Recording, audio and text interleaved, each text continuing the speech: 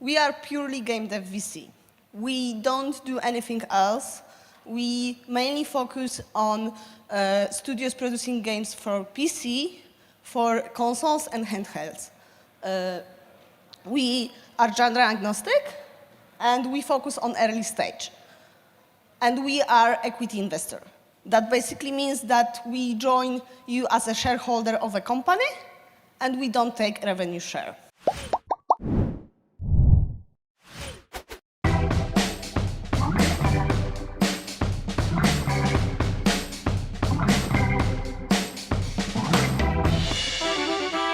There are some really, really good beginnings. Like, we all know the Star Wars.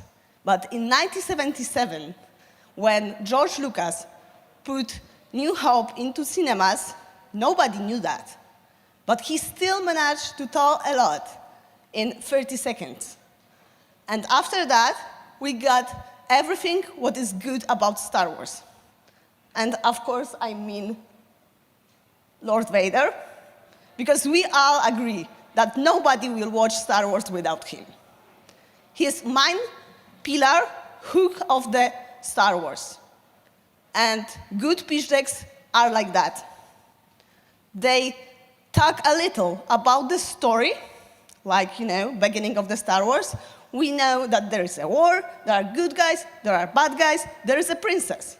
And after go, bam, we see the ships, we see Lord Vader. And the same with the pitch deck. Tell a little about the story, don't go over detail. We don't care if your main character has a, bad relationship with the mother. We don't care about that. We care about the hook, pillars, and unique selling points. And you have to remember one thing. The goal of the pitch deck is to set up a meeting. And remember, the meeting when you are pitching is not the meeting. It's just equivalent of an email. And you will have more time to explain a lot in the future. Then concentrate just only on the important things, like hook, like unique selling points, and the pillars. Don't go to the things which are not important. We don't care that you do exactly the same mechanic like everybody else. Just concentrate what is unique about you and your game. And with that, when it's coming to explaining game shortly, some developers go with, okay, it's like connection of 5 other games. Because we all know that game making is like that. That you take 5 things from other games, just squeeze that, game make, and after 5 years we get a new mega hit. It's not, and only universe when it's working, it's new Marvel superhero movie. In game industry, it doesn't work like that. Some things doesn't connect. Some things are not going together. Some things are really good in one game and really bad in other games. And it doesn't work because one additional thing. We are not Wikipedia of games. We don't know every title. A lot of times when somebody is pitching like that, I'm like, I don't remember that. I never play in that game. I don't remember the fight system from that. I don't remember how that game looked like. And I have few seconds to just figure it out and connect that in one. And even if I do, some things are just different in my imagination than you as a developer. I might imagine something different. And it's a little bit problem if you want to do something similar to a green hull and the investor or publisher thinks that you are building a new house flipper. That might be explained in a very similar way. And of course, things go easier if there is a prototype, but not always. Sometimes, when I get a prototype, I get things which I already know and trust that you can do. For example, a year ago, I was pitched by a developer who had like amazing idea for the game. The hook was perfect. And after a few months, he sent me a message on LinkedIn. We have a prototype. I'm like, yes, I want to see that. Because the hook was like, oh, in my sweet spot. And I download it, I open it, run it, and there's a character creator. Okay, skip that, because I don't care how my character on that point looks. And go, I open it, and I can walk, jump, and open the doors. Seriously, I don't really think that anybody cannot do that. And if you don't know how to do it, there is a thing called internet. And probably you will find how to do mechanic of jumping there. I want to see the hook of the game. I want to see in a prototype what is a unique thing. If your hook of the game is some specific mechanic, you have to put that in a prototype. You have to show investors and publishers the things you want to do in the game, which makes your game unique. Oh, sorry. Oh, forget. Right. And you have to remember one thing. When you are making a first game, especially if you're making the first game, you are tired of working for somebody else, and you decided, I'm going to start my own studio. And I will make the game. Because it's always the game you dream for years. Your special, perfect dream. But you have to remember one thing. We not making games for ourselves. We are making games for players, for gamers. And you have to make their dreams come true. Nobody cares that you will do 100 endings of a game if some of them are depending in your character drink a coffee or a tea on the beginning of the game. We don't want that. That you have to put your ambitions in some point, it's good. Maybe in a game called, like, episode 4, 7 of your project.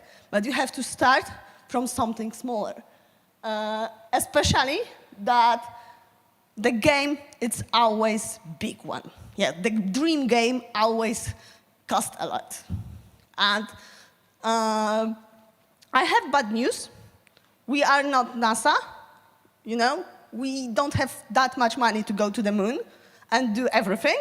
There are some limits. And because of that, you have to have in mind that you will have to make some decisions to cut something off. And that's okay. Don't do the biggest game you have in mind. You will have time to do it in a second, in the third title. Just do what you can do at this point. Don't try to make your dreams come true. You have to put it in a game, in a limit you have. And of course, with the big games, it's always coming to option. Like gold, platinum with every localization in Word. And you have like in a pitch deck like, okay, that can cost $500,000 or 5 million. And it's a really bad idea. Because it's telling us one thing, that you don't know what kind of game you are doing. Because you didn't make that decisions. You want us to decide for you how big the game should be. And there is another option, which is even worse, that you already know that you won't be able to make a game in that smaller budget. But you decide that when you get somebody on the way, and somebody will already give you money, then in the future, when you are in the halfway of the moon, somebody will give you more. And it's really bad option, because you are half in making game, and you probably will not have money to end it. And you have to do a math. 1/3 of the games I'm pitched in, developers don't know how much they will earn from the game. They do something like that, like, we will send 100 copies. 100,000 copies or something like that. And the price point will be this. But I'm asking, how much, do you know how much you will earn from that? And you have to make a math.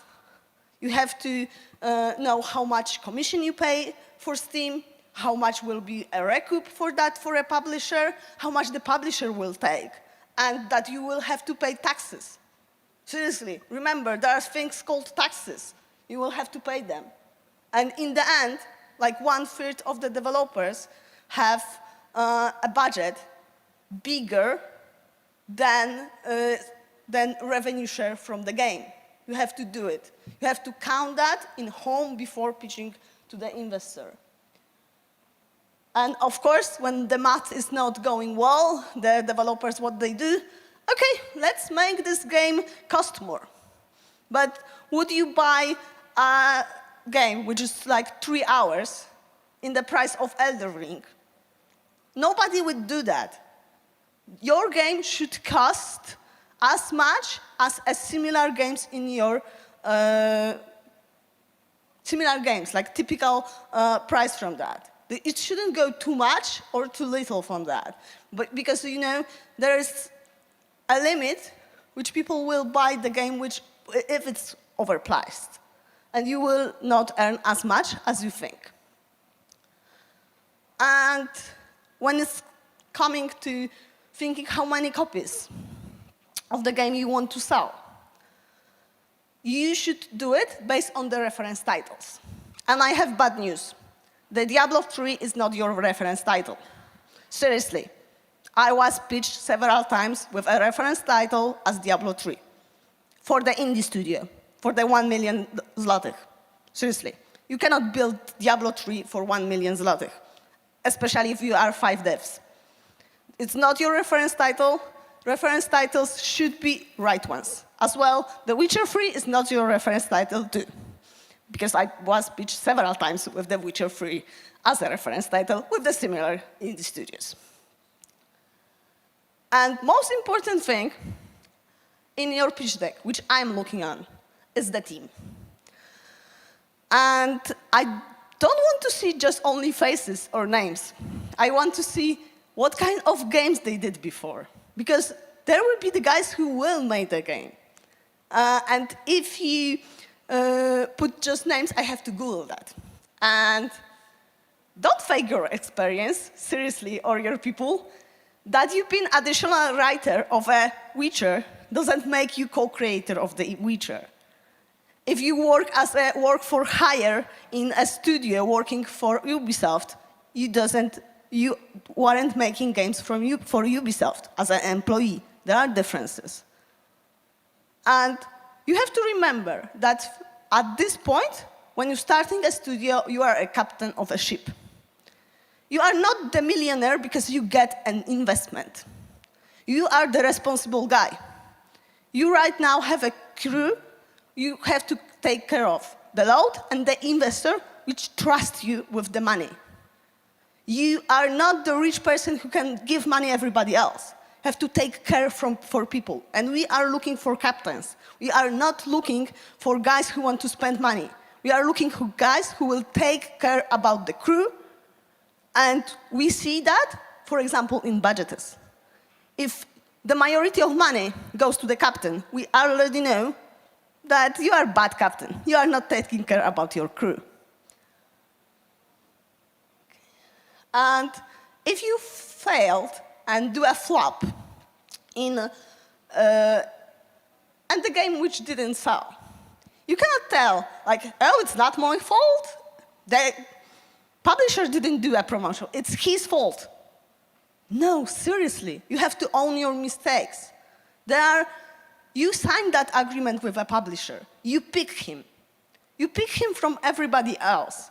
And if you didn't do any checking, if the cooperation with them didn't go well, you have to own that and fix that in the future. Because if you think that you can fix things just by changing publisher to another publisher, you will probably do the same mistakes with a new publishers publisher as you did with the previous one. And going with the trend, it's not always good. Because you have to remember that making a game will take time. And we are not sure if the trend will be there in the future. If you will publish a game, for example, in 3 years, and it will be like, Halloween party when everybody wants to be a Wednesday character this year. And, you can be one of the 100 other indie studios producing the game, which is really similar. If the thing which is unique about your game is a trend, it's not good. Oh, sorry. And remember that the tech doesn't make you unique. We don't care what kind of tools you use. It's OK. Pick ones you love. Work with that. But seriously, we don't care. The only thing I want to know is what kind of engine you are using. This is enough. And of course, for example, you can use tech to your advantage. Like, right now, the AI, you can use it to make things cheaper, show investors how the game will look like. But you have to do the work. We don't want to see images from, like, one prompt from the Stable Diffusion, like full, because you can make pitch deck really lovely. Like, I can do really lovely pitch deck with just Midjourney. But you have to take time to show how that will look, and you can use it to describe investor or a publisher how the game will look like, what kind of art style you are looking for. You can use it to that. But if you put a buzzword, like, I'm using AI, and yeah, OK, fine, that's good for you. This is enough from what I get from that. And don't be a jerk. Because seriously, nobody would want to work with Ambridge. Imagine that, being like, one of the Hogwarts professors when the Ambridge is the boss. I skipped on the project because the founder was passive-aggressive. Because I will work with the founder for years. And if I just hate the emails I get, not because of what is written there, but the way it's written to me. I already know that I will have to, every day, every time I get from that email, I will have to go and step that passive-aggressive way of dealing. I will not do that. And don't lie. Seriously, it's a really small industry. Sometimes I know that somebody is lying, even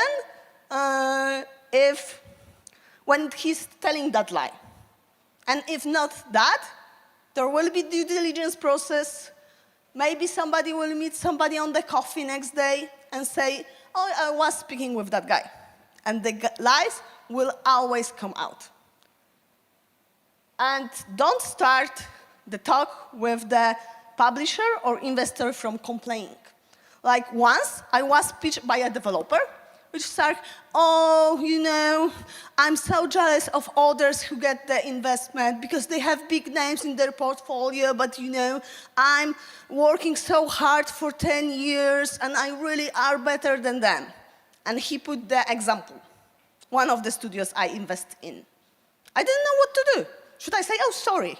Sorry that I didn't see your star shining before.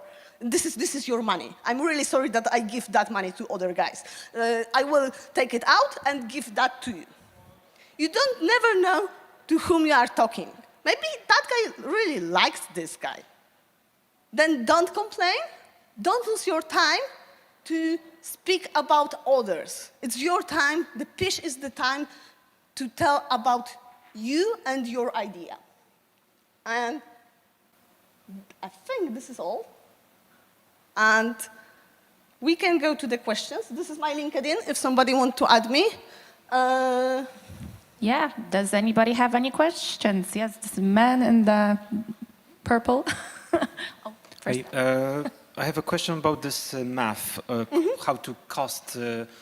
Should I take my salary and thinking about how How to count those costs to the pitch? But about the budget, how much you will earn? How to start? Because I never do this before, and I could just imagine how I should count it. I'm just an indie game developer, and I want to start my own indie game company. And how could I start counting the money? Yeah, start with the first thing. Do research. How the game is similar to the game you want to do sold.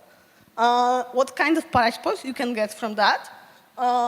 Do some, promo, because we already know that games will not sell for the full price. Then do some, we will do some kind of promotion, like 30% from that.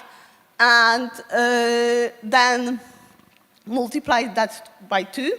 Then cut off the Steam provision, which will be 30%, and recoup then will be the thing how much the game will cost, and you can put it later. But with the publisher, as you are indie, it's safe that you will not get the better deal than half. And the taxes and other stuff, like 20%. And this is how much you get from like easy math. Because it's not how it's supposed to be done, but this is what you can do. I even doing that simple math in my head when I'm pitched in face, by a developer. All right. Second question. There was some. Yeah.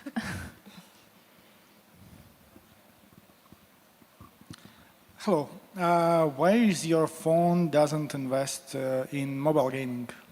Because I know that I don't know enough about mobile games. It's basically, you cannot be an expert for everything. There's a lot of investors in mobile games, a lot more than in premium. I think I'm like one of the few investors in premium, and in mobile, there's like really many people, because making mobile games, it's more about data than premium.